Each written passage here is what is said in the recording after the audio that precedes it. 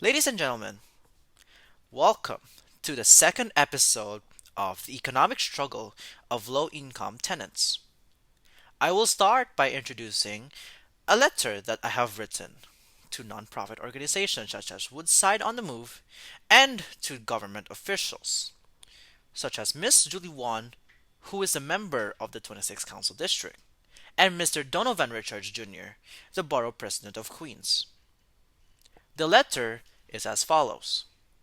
Dear Sir slash Madam, my name is Remjane D. Craft. I am a 17-year-old Filipino student from Woodside, New York.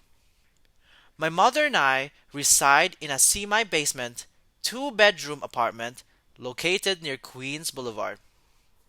I've asked my mother about her current economic situation. She said that most of her income goes toward expenses, making it difficult to manage high rent.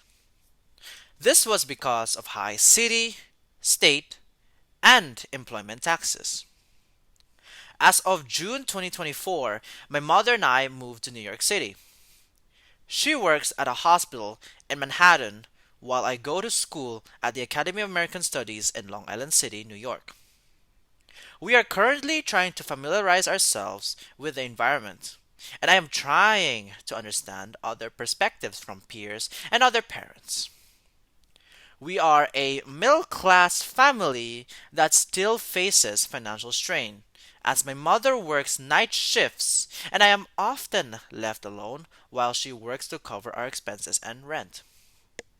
My mother applied to house lotteries and submitted numerous documents, but we were repeatedly rejected, often due to factors such as insufficient savings.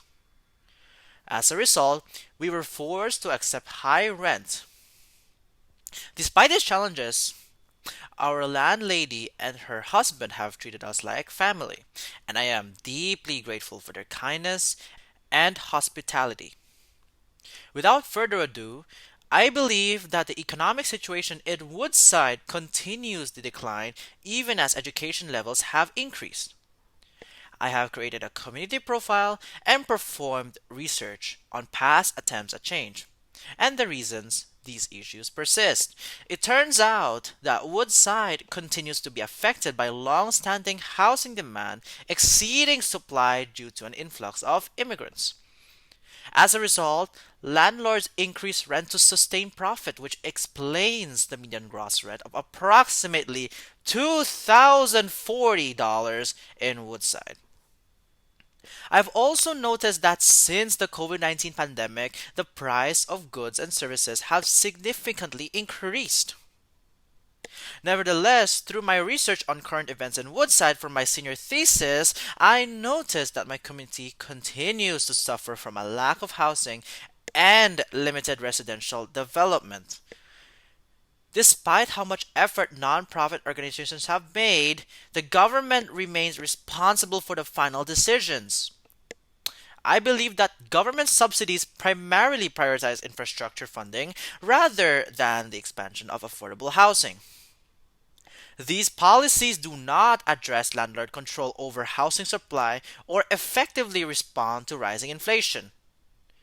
Consequently, tenants are forced to migrate to other boroughs, which can disrupt access to transportation, affordable housing, and communal support systems. In addition, I believe that expanding affordable housing programs, improving access to housing lotteries, and increasing transparency in application decisions could help families like mine. And that is everything I wanted to say about my background and my thoughts on the community. So, to better understand possible solutions and what's already being done, I would like to ask a couple of questions. To what extent is action being taken to support renters facing eviction due to rapid rent increases? What specific policies or programs have been implemented to expand access to affordable housing in communities like Woodside? And finally, what strategies are being considered to redevelop existing spaces to provide more affordable housing? And how soon might these plans be implemented?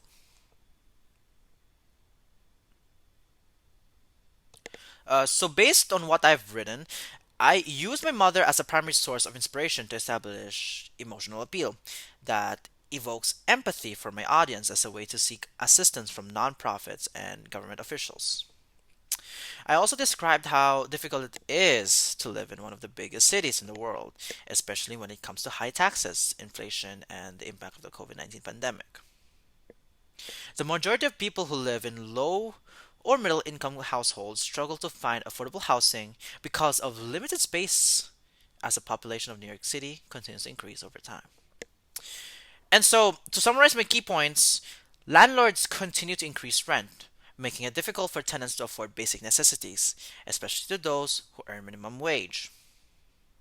If there were more effective ways to combat homelessness, unemployment, poverty, rent burden, and economic hardship, there is still hope in building a community that acknowledges people's needs.